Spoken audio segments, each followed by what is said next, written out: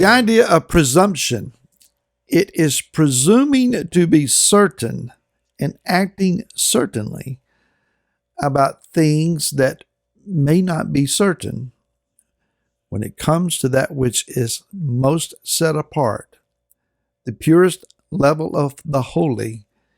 That indeed can be very dangerous. Hi, this is Barry Phillips with 10-Minute Torah, day 3 of Shemini, and we are now entering into Vayikra, Leviticus chapter 10, which begins with a very heartbreaking scenario. Let's read the first 3 verses. And Nadav and Abihu, the sons of Aaron, each took his fire holder and put fire in it and put incense on it and brought strange fire before Yahweh, which he had not commanded them. Fire came out from Yahweh and consumed them, and they died before Yahweh.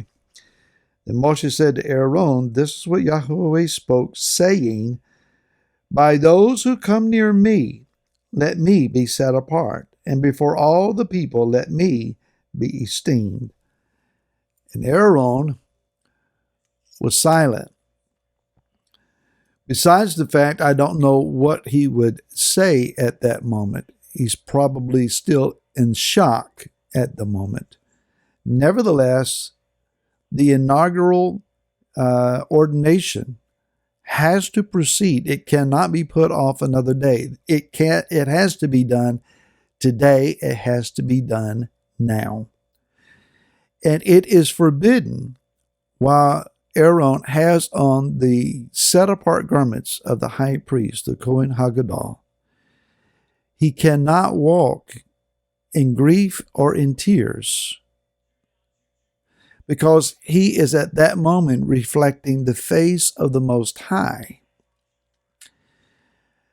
Very, very hard place for this man to be in. So the obvious question that we would ask is what happened? Why did these 2 men die? Among the rabbinical explanations, Nadav and Abihu were caught up in the euphoria of the moment, or they were sacrificing of themselves to the Most High, or they believed themselves privileged to go and to present this particular fire pan offering before the Most High. They give several different scenarios and understandings, and they may be correct. I'm not here to argue their points against them.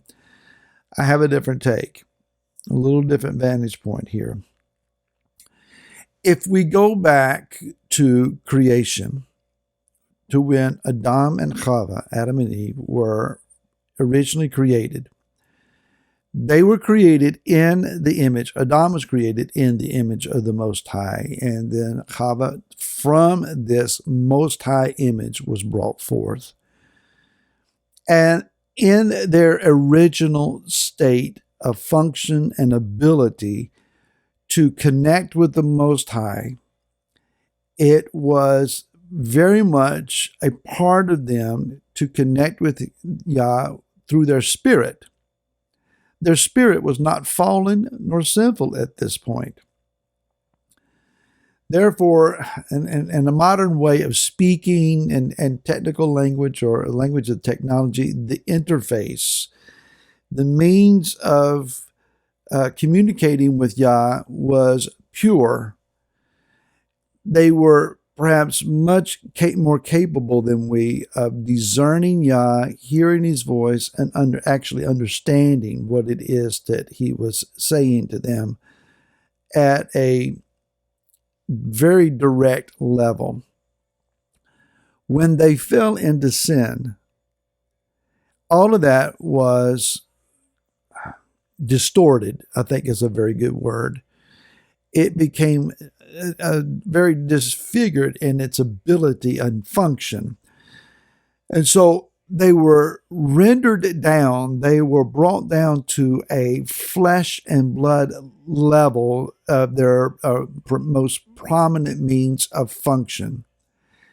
As such, being now basar, animal-like flesh, and nephesh, they were much like the animal kingdom.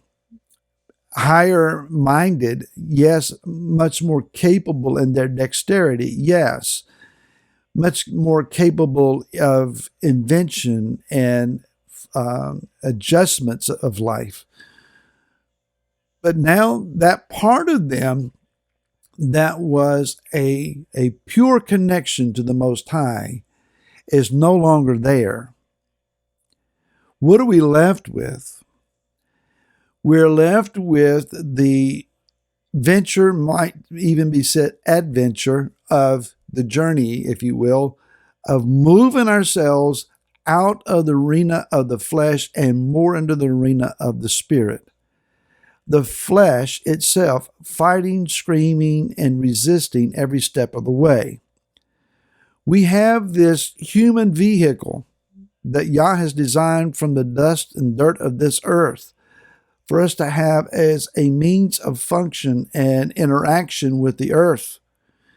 Within us is that capability that once it is awakened and enlightened by the Ruach HaKodesh, the Holy Spirit, we can vitally connect back with our Creator.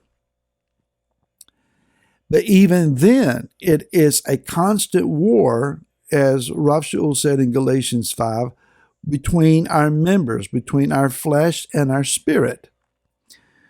And so if we go back, a little bit more to Shemot, or Exodus chapter 24, Nadav and Abihu were one of 74 men that were invited to come up on Mount Sinai and come in close proximity to Yah.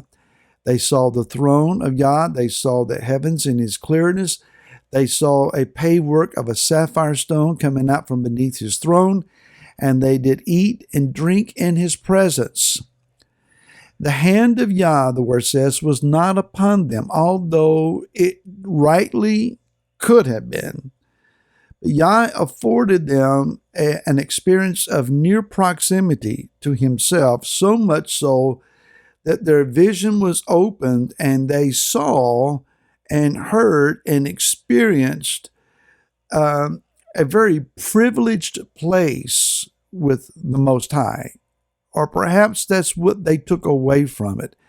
Instead of seeing this as a moment of great mercy extended to them and a canopy, a covering of Yah's grace over them, they saw it perhaps as privileged status. Now, when did the idea of taking coals from a source other than the altar that is in the courtyard, putting those in censers, putting incense thereon, and going to approach the Holy of Holies, the Kadesh Kadeshim? I don't know what possessed them or triggered that in their mind, unless that in the euphoria of the fire coming from heaven, consuming the sacrifice, the people on their face, the ecstasy of the moment of what this works. Look what we're a part of. This is glorious. This is revival, we would say. Therefore, because we are in this and the glory is similar to what we had before on Mount Sinai, they failed to understand we're not discerning with our spirit correctly aligned with his, but rather we're being motivated by our own fleshly interpretations of the holy. It's dangerous to interpret the holy with the flesh. They acted in a flesh moment. Later on, there is intoxication warnings about being in the presence of Yah while intoxicated. Had they drank that morning? Were they merely drunk in the spirit, quote unquote? Yah was not pleased, and they violated the boundary of the most set apart. And Yah did not have to wait and take counsel with any of the messengers in heaven. He acted swiftly, absolutely, and powerfully, and they were gone. Be careful with that which Yah has set apart. Be sure that we are in the right spirit when we come in contact with his spirit. and we'll see you again tomorrow. Until then, shalom.